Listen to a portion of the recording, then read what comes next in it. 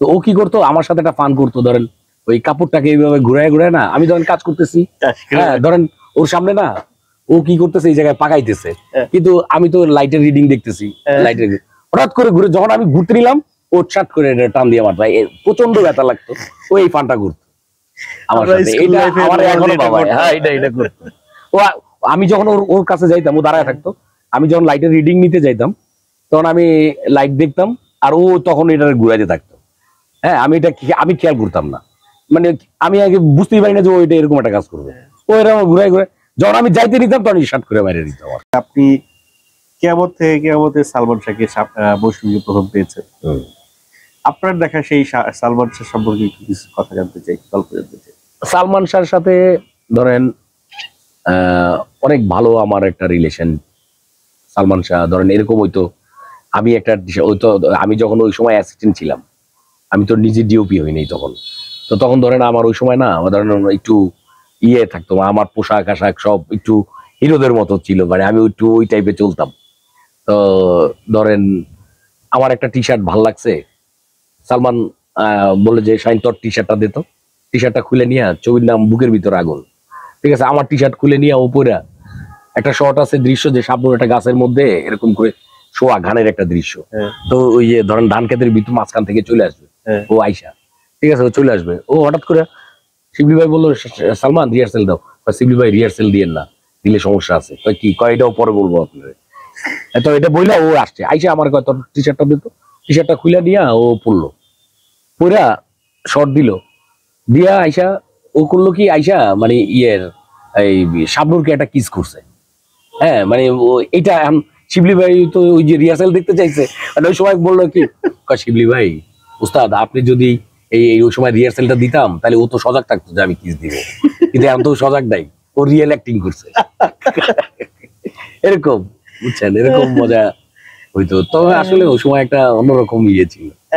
হ্যাঁ আর ও তো সালমান ধরেন একটা টেক দিলে এর পরের টেক আর ওই টেক মানে সালমান শাহর সঙ্গে আপনি কিয়ামত থেকে কিয়ামত এবং বুকের ভিতরে আগুন দুটাই পাইলেন? না দুইটা না, আনন্দ অশ্রু, তারপর হলো আমি 4-5টা ছবি করছি, 4-5টা ছবি করছি। আচ্ছা আচ্ছা, আনন্দ অশ্রু, তারপর হলো মায়ের অধিকার, হ্যাঁ 4-5টা ছবি মনে থাকে না, অনেকগুলো ছবি করছি ওর সাথে।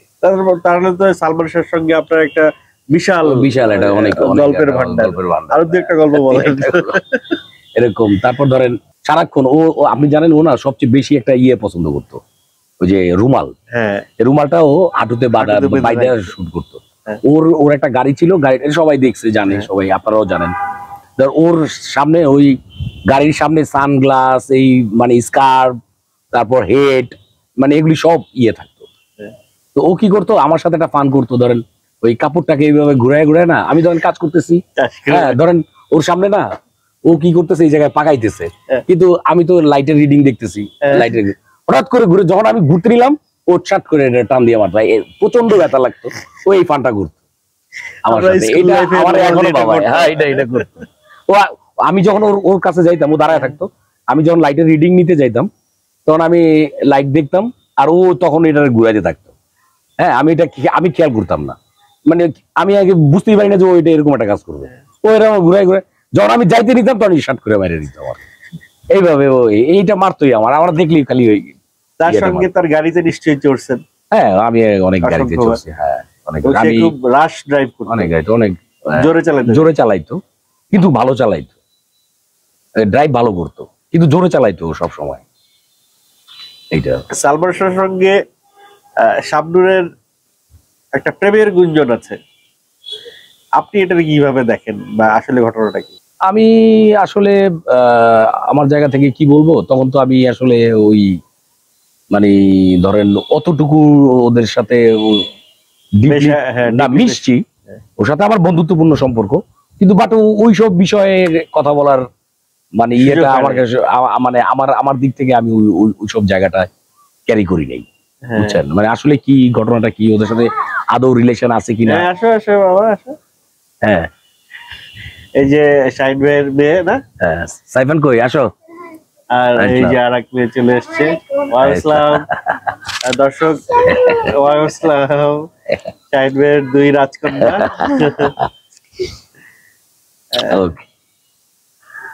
ওকে থাকো, আর কয়েকটা গল্প আছে কিন্তু অন স্ক্রিনে বলা যাবে না। মানে এটা হলো ওদের সে সবসময় একটু দুষ্টামির মুডেই থাকতো, দুষ্টামির mood এ থাকতো। সবসময় দুষ্টামির মুডে থাকতো, খুবই হাসি খুশি প্রাণ চঞ্চল, মানে খুবই প্রাঞ্জল, ও সব সময় চঞ্চলতা থাকতো। তারে দেখে কখনোই কি বোঝার উপায় ছিল যে সে সুইসাইড করতে পারে? এই ধরনের ঘটনাই ঘটবে এটা মানুষের কোনো মানে বোধেই আসবে না যে ও ওরকম এমন একটা মানুষ যে সুইসাইড করবে, এটা তো মানুষের মাথায় আসার কথাই না। কথাই না এরকম। তাহলে মানে তার সবচেয়ে অবাক যে এরকম সেলিব্রিটি তৈরি হয়ে গেছিল যে ও, যেটা যে ওর জন্য কত মেয়েরা, মানে 2-3টা মেয়ে তো মারা গেল, সুইসাইড করলো ওর জন্য। বিশাল বড়, আর অ্যাকচুয়ালি ও অনেক পাওয়ারফুল অ্যাক্টর ছিল। সালমান শাহ যখন খুব জনপ্রিয় হয়ে উঠলো, আমার চোখে 2টা অ্যাক্টর, মানে এটা আমি ভুলার মতো না, একটা হলো সালমান আর একটা হলো ফরিদি ভাই, হুমায়ুন ফরিদি ভাই। এরা দুজনের ক্যারেক্টার কিন্তু একটা জায়গায় এক। কিরকম? ধরেন একটা টেক দিল কোনো কারণে, ধরেন ডিওপি বললো যে ভাই শর্ট আর একটা নেন, আমার লাইট মুভ হয়েছে। আবার আর মেকআপ ম্যান বললো যে না আমার লিপস্টিক এটা হয়েছে। ওদের কারণে না, অ্যাক্টিং এর কারণে না, ধরেন অন্য কোনো কারণে, অন্য সবার কারণে টেকটা নষ্ট হয়েছে। আরেকবার টেকটা দিতে গেলে না, ওই টেক তারা দিতে পারেনি, ওইটার চেয়ে ভালো হয়েছে, কিন্তু ওই টেক আর হয়নি। তারা কোনো সময় সেম টেক দিতে পারেনি এই 2টা আর্টিস্টের। হ্যাঁ, তারা মানে একটা চেয়ে আরেকটা, আবার আর একটা বলতো। এই যে যেমন ফরিদি ভাই আর এই ওর সাথে কাজ করলে, যেমন এখন যদি কোনো আর্টিস্টের সাথে কাজ করি, তা বলে কি যে এই যে এই যা টেক হয় প্রথম টেকই হয়, সেকেন্ড টেক হয় না। কিন্তু ওদের বেলায় এই জিনিসটা দেখি না, ও আরো বেটার মোর দ্যান বেটার করে। মানে ওরা যখন টেক দিয়ে ফেলে তারপর দেখে যে ওদের ইম্প্রুভাইজটা করার পরে ওইটা আবার গেদার করে পরের শটে, ঠিক আছে, ওইটা আরো ইমপ্রুভড হয়।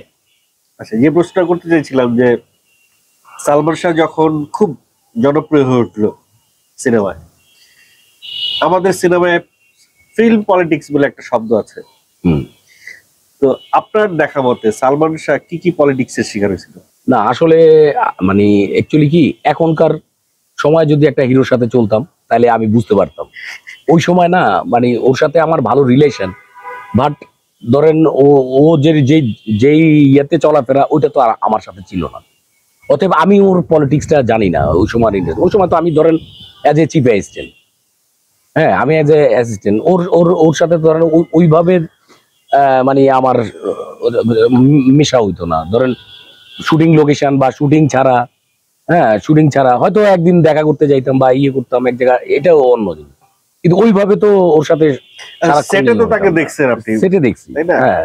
সেটে কিন্তু ওরে দেখে আমার কাছে মনে হয় না যে কখনো ফিল্ম পলিটিক্স এর শিকার, কারণ ওরে সবাই ভালোবাসতো, সবাই মানে ফিল্মের সবাই ওরে অন্যরকম জানতো, অন্যরকম মানে ইয়ে করতো। কিন্তু এটা বোঝার উপায় নাই আদৌ কি ফিল্ম পলিটিক্স না কি আসলে বিষয়, মানে এটা ঠিকই মানে বোঝার কোনো উপায়। কারণ দিন শেষে সবাই কিন্তু এটাই বলছে যে ফিল্ম পলিটিক্স এর শিকার হয়েই সে মারা গেছে, হয় সুইসাইড না খুন, যেটাই হয়েছে এই পলিটিক্স এর কারণেই সে।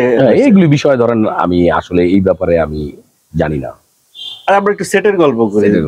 এই বিষয়গুলি সেটে সালমান শাহর সঙ্গে আপনি মৌসুমীরও পাইছেন, সেটে সালমান শাহর সঙ্গে আপনি শাবনূরকেও পাইছেন। হ্যাঁ, তো একটা কথা খুব প্রচলিত আছে যে শাবনূরের মৌসুমীর সঙ্গে একটা ইগো কেন্দ্রিক যুদ্ধে জড়িয়ে সালমান শাহ শাবনূরের সঙ্গে কাজ বেশি করত, বা মৌসুমীর সঙ্গে আর কাজ করলো না, শাবনূরকে নিয়ে জুটি করলো। যে দুজনেই হয়তো একটা জায়গায় ভাবতো যে কিয়ামত থেকে কিয়ামত হিট হয়েছে, একজন ভাবতো মৌসুমীর কারণে, সালমান ভাবতো সালমানের কারণে, এবং মৌসুমীর মায়ের কিছু কথাবার্তা সবকিছু মিলিয়ে এরা আলাদা হয়ে গেছে। আসলে ঘটনাটা কি? না অ্যাকচুয়ালি ধরেন সালমানের জায়গা থেকে আমার কাছে মনে হয় না যে ওর জায়গা থেকে এরকম কোনো ইয়ে ছিল। এখন হয়তো ধরেন কি বলে ইয়ে ভাবতো মৌসুমীর জায়গা থেকে, মৌসুমীও তো এরকম ভাবতো না, কারণ ও অ্যাজ এ গুড অ্যাক্ট্রেস, তো ওর জায়গা থেকে ও ভাবছে কিনা যে ইয়েটা। কিন্তু ওরা শাবনূর আর মৌসুমী এই যে এইটা কিন্তু আমার কাছে মনে হয় যে মিডিয়ার একটা ব্যাপার, কিন্তু ওদের মধ্যে কিন্তু ওই ক্ল্যাশটা ছিল না। কারণ আমি মোস্তাফিজুর রহমান মানিক সাহেবের ছবিতে দেখছি, মানিক ভাইয়ের ছবিতে যে শাবনূর মৌসুমী দুজন একসাথে কাজ করছে, ঠিক আছে। আমি মান্না ভাইয়ের কি ছবিটার নাম জানি ভুলে গেছি, ওই ছবিতেও তো শাবনূর মৌসুমী একসাথে কাজ করছে। তো অতএব ওদের মধ্যে আমার কাছে মনে হয় না যে এরকম কোনো বিষয় ছিল। এটা আসলে মিডিয়ার সৃষ্টি আমার কাছে মনে হয়। হয়তো কাজ শোনেন, একটা মৌসুমী সালমানের সাথে একসাথে কাজ হচ্ছে, এটা একটা ডিরেক্টর আবার চাচ্ছে যে এই জুটিটাকে ভাঙে আবার নতুন একটা জুটি দেখি, এটা এইভাবে হয়েছে। কিন্তু আসলে যে ওইভাবে, এই যেমন আপনি আপনি আমাকে বললেন যে এই একটা লম্বা টানা ব্রেকের পরে আবার অনেকদিন কাজ হচ্ছে না, আসলে ব্যাপারটা এরকম না।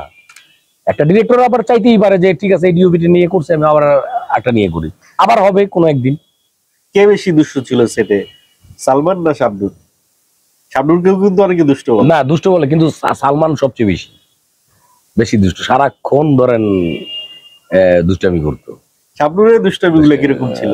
শাবনুরও ধরেন, শাবনুর ছিল ধরেন একটু জলি মাইন্ডের, ও ধরেন সবার সাথে মিলেমিশে, প্রত্যেকটা সবার সাথে মিশতো, হ্যাঁ সবার সাথে মিশে ও মানে অন্যরকমের ইয়ে। কিন্তু ধরেন ও ও ও সবার সাথে ভালো সুসম্পর্ক রাখতো, কিন্তু একটা ক্লাসে ও দুষ্টামি ফাইজলামি করতো। আর সালমান কিন্তু ধরেন কোনো ইয়া নাই, সবার সাথে দুষ্টামি ফাইজলামি করতো, প্রোডাকশন ভাইয়ের সাথে ধরে ধরে উল্টায় থুয়ে গেল, এরকম আর কি, বুঝছেন, এরকম মানে। এবং সালমান শাহর কিছু আহ গল্প শুনেছি এরকম যে নীরবে তিনি অনেককে দান করতেন, হ্যাঁ হেল্প করতেন, সাহায্য করতেন।